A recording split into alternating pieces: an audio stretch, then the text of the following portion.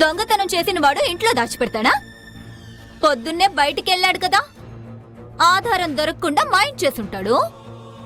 రోషిని గారు, ఇంకొక మాట నా గురించి తప్పుగా మాట్లాడితే ఏం చేస్తావ్? ఏం చేస్తావ్? దయచేసి ఆపుతారా?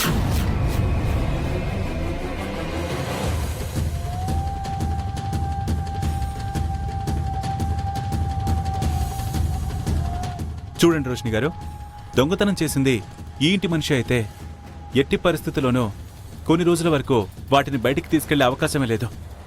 ఇంటి లోపల పెరట్లోనో బావిలోనో ఎక్కడో ఒక చోట కొన్ని రోజులు దాచిపెడతాడు.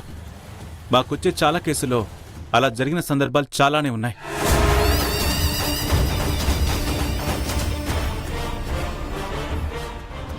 మరి నగలు కార్తీక్ ఇంట్లోనే దాచిపెడితే ఇంత పొద్దున్నే ఎక్కడికి వెళ్ళాడో అడగండి ఇన్స్పెక్టర్ గారు.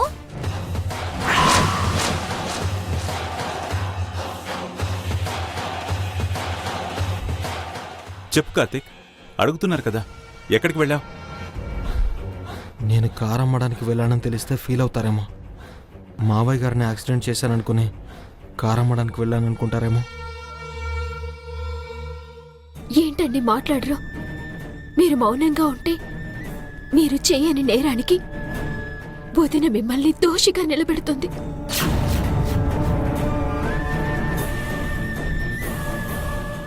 చెప్పు కార్తీక్, ఎక్కడికి వెళ్ళావు? కమాన్ కార్తీక్, నిన్నే అడుగుతున్నారు, ఎక్కడికి వెళ్ళావు? సరే, యాక్చువల్గా ఈ విషయం మీతో చెప్పకూడదనుకున్నాను, కానీ ఈ పరిస్థితుల్లో తప్పట్లేదు.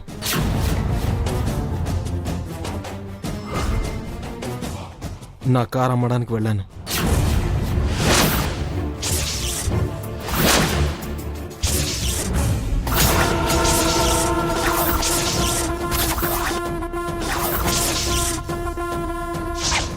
ఇప్పుడే అతని దగ్గర నుంచి వెహికల్ కొనుక్కొని వస్తున్నాను సార్. ఇలాంటి వెహికల్ని తక్కువ కొని ఎక్కువ రేటుకి అమ్ముతాం. ఇదే మా బిజినెస్ సార్. మాకు వాళ్ళ డీటెయిల్స్ పేపర్స్తో సంబంధమే లేదు. యాక్చువల్గా మీకు ఈ విషయం చెప్పకూడదనుకున్నాను, కానీ చెప్పక తప్పట్లేదు. పెద్ద ఆయన అప్పు తీర్చడానికి నా కారు అమ్ముదామనుకున్నాను, అందుకే వెళ్ళాను.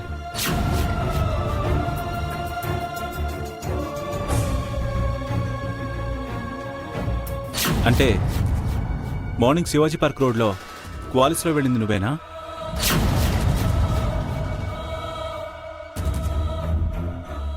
కొంపదీసి కారు నంబర్ చూసుంటాడా? నేను అటు రాలేదు. నేను అన్నపూర్ణ టిఫిన్ సెంటర్ రోడ్ ఉంది కదా, అటు వెళ్ళాను.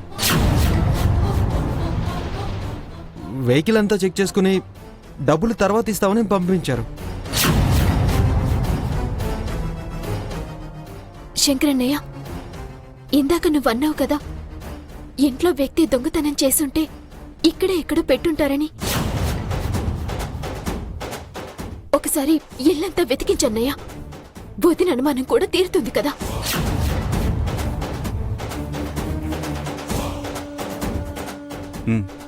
వీరబాబు సార్, ఇల్లంతా చెక్ చేయి.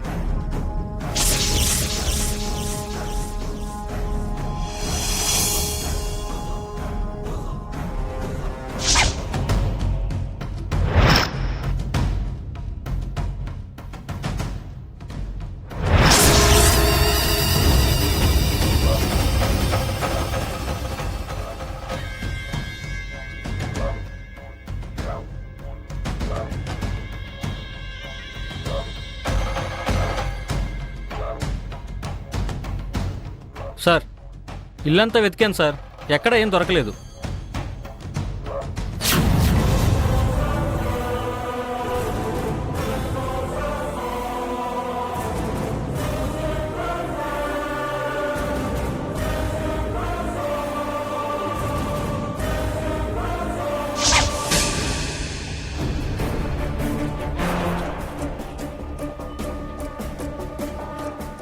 ఏమండి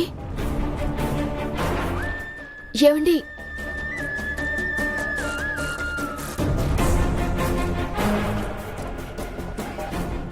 ఇంకా తెల్లవారినట్టు కూడా లేదు. ఈయనెక్కడికి వెళ్ళుంటారు?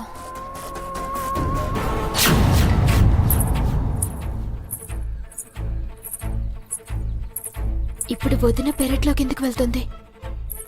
ఏం చేయాలనుకుంటుంది? ఏంటి వదిన ప్లాన్? ఆ సౌండ్ ఏంటి? అసలు వదిన ఏం చేస్తుంది? వెళ్ళి చూద్దాం.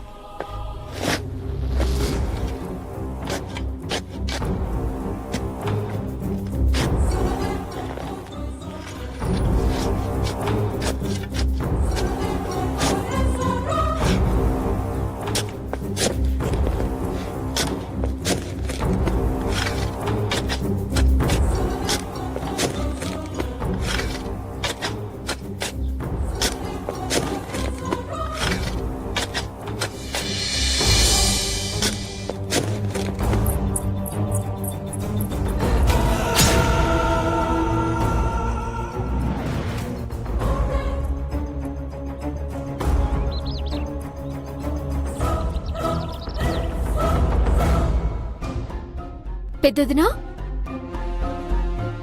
పెద్దదినా,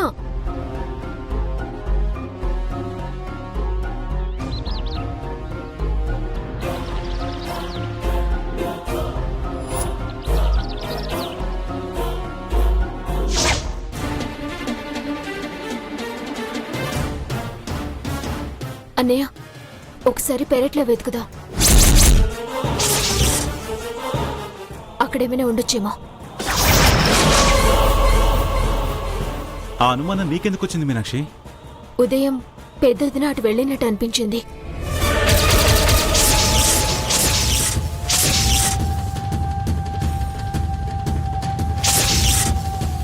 పెద్దదినే అక్కడ దాచుండొచ్చు కదా.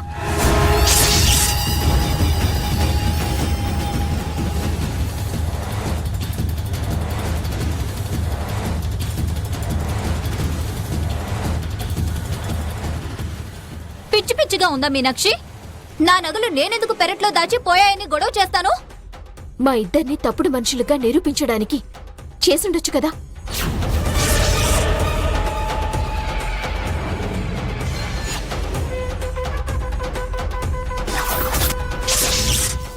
మీనాక్షి, ముందైతే వెళ్ళి చూద్దాము. నీ అనుమానం ఎక్కడో చెప్పు. రండి, నేను చూపెడతాను.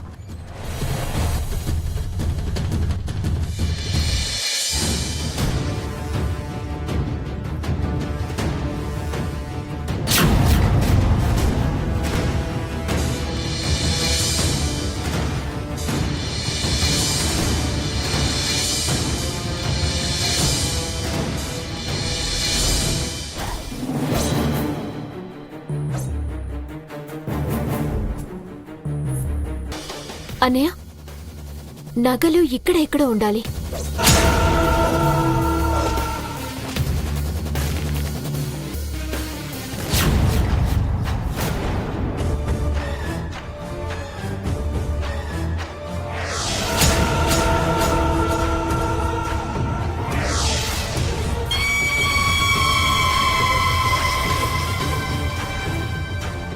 అక్కడ గుంత పూడ్చినట్టుగా కనిపిస్తోంది.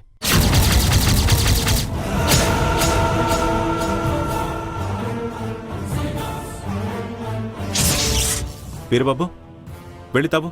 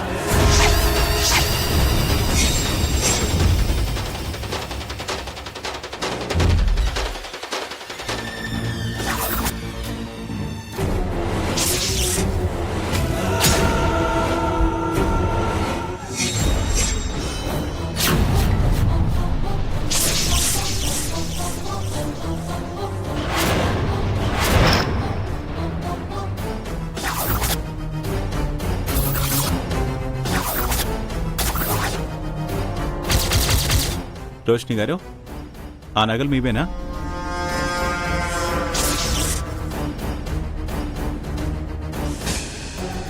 ఆ, ఆ, నావే శంకర్ గారు. ఆ, ఇందాక మీరు చెప్పిందే నిజమైంది. కార్తీక్ దొంగతనం చేసి ఇక్కడ దాచిపెట్టాడన్నమాట.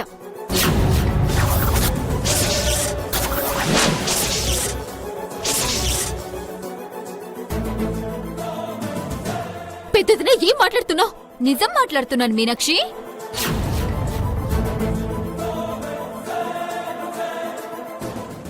అన్నయ్య, వాటి మీద వేలిముద్రలు పరిశీలిస్తే ఎవరిక్కడ దాచిపెట్టారో తెలుస్తుంది కదా. వెంటనే ఆ నగల్ని తీసుకువెళ్ళి ఎవరి వేలిముద్రలున్నాయో పరీక్ష చేయించు.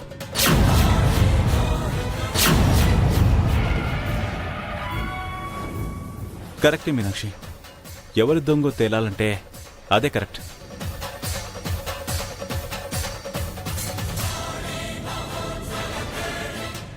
నేను తీసుకున్న గోతులో నేనే పడ్డాను. ఇప్పుడు ఎలా తప్పించుకోవడం? శంకర్, అవన్నీ ఏమొద్దు.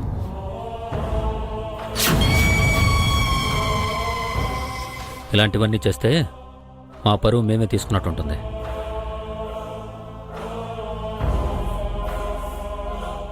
రోషిని, ఆ నగలు తీసుకొని లోపలికి వెళ్ళు. వెళ్ళు, ఆ, తీసుకో.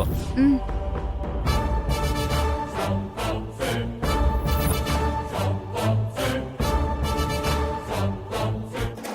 ఇక్కడే పెద్దదిన దాచిపెట్టింది కాబట్టి మౌనంగా లోపలికి వెళ్ళింది. లేదంటే గొడవ చేసుండేది. పదండి.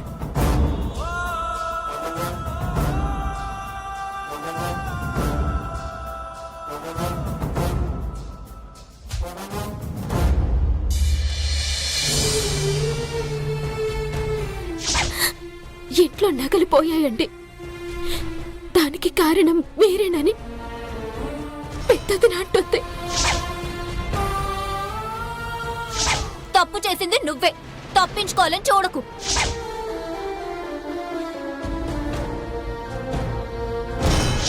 హ, దొంగతనం చేసిన వాడు ఇంట్లో దాచిపెడతాడా? పొద్దున్నే బయటికెళ్ళాడు కదా, ఆధారం దొరకకుండా మాయం చేసుంటాడు.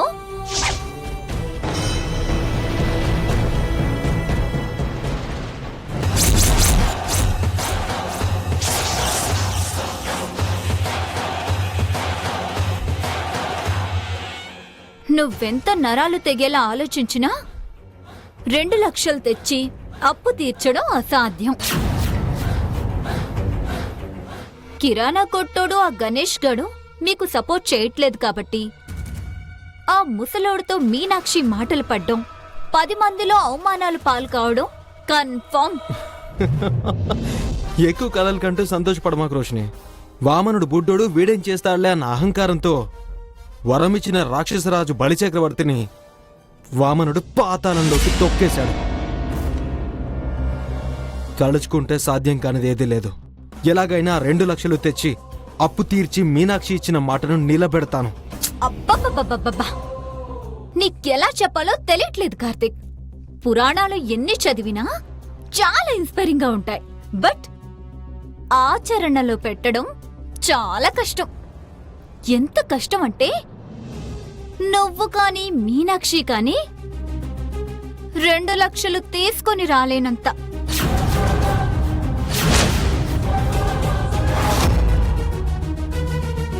నేనుండగా నీకెందుకు వచ్చిన కర్మ చెప్పు?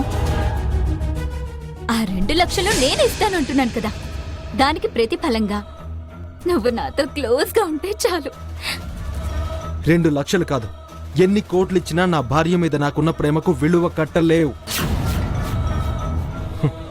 వృధా ప్రయాసాలు మానుకుని వెళ్ళి పని చూసుకోపో. ఇదే నీ నిర్ణయమా? నా గురించి నీకు చెప్పడం కూడా ఇదే చివరిసారి. ఇంకెప్పుడు ఇలాంటి పిచ్చి పిచ్చి ప్రయత్నాలు చేయకు. వెళ్ళ.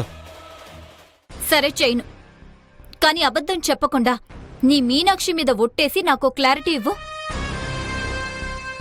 ఏంటది? మన పెళ్ళిళ్ళు కాకముందు నిజంగా నువ్వు నన్ను ప్రేమించలేదా? మీనాక్షి మీదే కాదు, ముక్కోటి దేవతల మీద ఒట్టేసి చెప్తున్నాను, నీ మీద నాకెప్పుడు ప్రేమ లేదు. అసలు ఆ ఫీలింగే లేదు, డబ్బు తప్ప.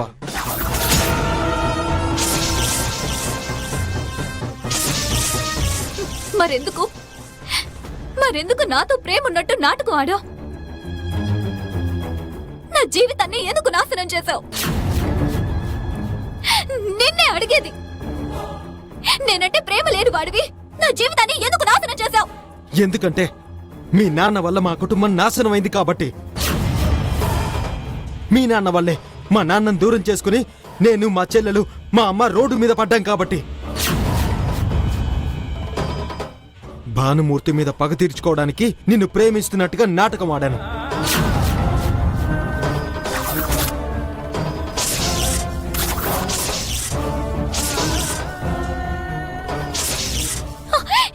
ఏం చెప్తున్నావు కార్తీక్? ఏం చెప్తున్నావు? నీకు ఫణిభూషణ్ రావు గారు తెలుసా? చిన్నప్పుడు మా డాడీకి పార్ట్నర్గా ఉండేవారు. పార్ట్నర్గా కాదు, ఓనర్గా ఉండేవాడు. మీ నాన్న మేనేజర్ మోసం చేసి ఆస్తి లాక్కుని రోడ్డు మీదకు తోసేశాడు. ఆ ఫణిభూషణ్ రావు గారు ఎవరో కాదు, మా నాన్న.